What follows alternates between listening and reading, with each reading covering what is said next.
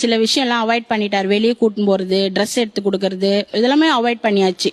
அப்புறம் எனக்கு வேண்டாம் அப்படின்னு வேண்டாம்னு சொல்லிட்டு சொல்லிட்டாரா? பிரிஞ்சிட்டு 14 வருஷம் ஆகுது சார். சோ நீ ஃபார்மலா டிவோர்ஸ் வாங்கிட்டீங்களாமா? இல்ல சார், பிரிஞ்சு இருக்கிறோம் அவ்வளவுதான் சார்.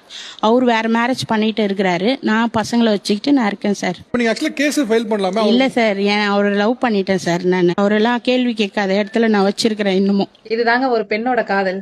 குழந்தை பெத்தும் ஹஸ்பண்ட் வந்து குண்டா இருக்கிறதுனால விட்டுட்டு போய் இன்னொரு கல்யாணம் பண்ணிட்டாரு. ஆனா இவங்க பண்ணல. அதான் ஒரு பெண்ணோட காதல், ஒரு தாய்மை. அவங்க கேக்குறாங்க, உங்க ஹஸ்பண்ட் கிட்ட என்ன சொல்ல விரும்புறீங்கன்னு. அதுக்கு சொல்றாங்க அந்த சிஸ்டர் வந்து, நீங்க என்னைக்கா இருந்தாலும் என் பிள்ளைங்களுக்கு நீங்க தான் அப்பா, நீங்க வாங்க நாங்க ஏத்துக்குவோம், என்னைக்கா இருந்தாலும் வருவீங்கிற நம்பிக்கை இருக்கு. அவர் மேல போய் நீங்க கம்ப்ளைண்ட் பண்ணா ப்ராப்பரா டிவோர்ஸ் வாங்காம எப்படி இன்னொரு மேரேஜ் பண்ணாரு, நீங்க அதெல்லாம் கேட்கலாம் இல்லையா? அவரை கஷ்டப்படுத்த விரும்பல, அவரை போய் ஒருத்தவங்க கேள்வி கேட்க நான் விரும்பல, அவரை மத்தவங்க வந்து கேள்வி கேட்கறதோ காயப்படுத்துறதோ எனக்கு விருப்பம் இல்ல. என்னைக்கா இருந்தாலும் வருவார் என் ஹஸ்பண்ட். ஒரு பெண் வந்து அவங்க வீட்டுல இருக்கும்போது அவ உடம்பு எதுவுமே கட்டு உடையாம, ஸ்ட்ரெச் மார்க் விழாம, எதுவுமே லூஸ் ஆகாம கரெக்டா பர்ஃபெக்டா ப்ராப்பரா இருக்கிறா. குண்டாகிறதுங்கிறது ஹார்மோனல் இன்பேலன்ஸ், டிப்ரெஷன், இல்லன்னா சாப்பிடுற சாப்பாடு, இல்ல ஒரு ஜீன் வாரியா வர்றது. 90% வெயிட் போடுறது வந்து கல்யாணத்துக்கு அப்புறம், குழந்தை பிறந்ததுக்கு அப்புறம். ஏன்னா அப்பெல்லாம் வந்து மாசமா இருந்தா ஏரியா நர்ஸ் வந்து நம்ம பேரை எழுதிட்டு போவாங்க, நம்ம போய் சத்துணவு வாங்கிட்டு வருவோம் மாசமா இருக்க பெண்கள். இப்போ அப்படி இல்ல.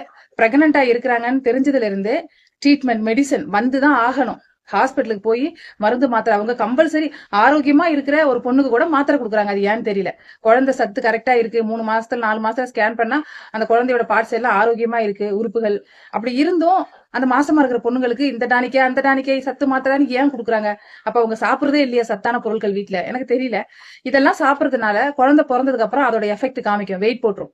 இல்ல குடும்ப கட்டுப்பாடு பண்ணா வெயிட் போடும், இல்ல சிசேரியன் பண்ணி குழந்தை எடுத்தா வெயிட் போடும். ஒரு கல்யாணத்துக்கு அப்புறம் தாங்க, நீங்க தொட்டு தாலி கட்டி உங்களுக்கு குழந்தை பெற்றதுக்கு அப்புறம் தான் அவங்களுக்கு அதிகப்படியான வெயிட் போடுது.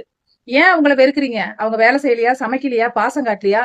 அந்த உடம்பு வர்றதுனால ஏன் வெறுக்கிறீங்க? அவங்க மனசை பாருங்க. இப்ப இந்த மாதிரி பெண்கள் முடிவெடுத்தா ஆண்கள் இருக்க முடியுமா ஒரு கல்யாண வாழ்க்கையில, குடும்ப வாழ்க்கையில? ஏன் ஆண்களுக்கு குடிச்சு குடிச்சு தொப்ப வர்றது இல்லையா? தூங்காம தொப்ப வர்றது இல்லையா? ஆம்பளைங்களுக்கு வெயிட் போடுறது இல்லையா? முடி கொட்டுறது இல்லையா? இப்ப ஆண்களுக்கு இந்த குற்றச்சாட்டெல்லாம் பெண்கள் எடுத்தா கொஞ்சம் யோசிங்க சகோதரர்களே. ஒரு பெண்ணோட வாழ்க்கை எவ்வளவு ஆசைகளோட உங்களை நம்பி எல்லாத்தையும் விட்டுட்டு வரதட்சணை எடுத்துக்கிட்டு வந்து உங்களுக்கு குழந்தை பெத்து கொடுத்து ஒரு திருமண வாழ்க்கையில அதிகமா பாதிக்கப்படுறது உடல் ரீதியா, மன ரீதியா, பண ரீதியா ஒரு பெண் தான். நல்லா யோசிச்சு பாருங்க. நீங்க காலம் ஃபுல்லா குடும்பத்துக்காக உழைக்கிறீங்க, இல்லன்னு சொல்லல. ஆனா பாதிக்கப்படுறது ஒரு பெண் தான். நீங்க குழந்தை பெத்துக்கிற தன்மை கடவுள் உங்களுக்கு கொடுக்கல. அந்த பொண்ணுக்கு அதை கொடுத்துடுறாங்க.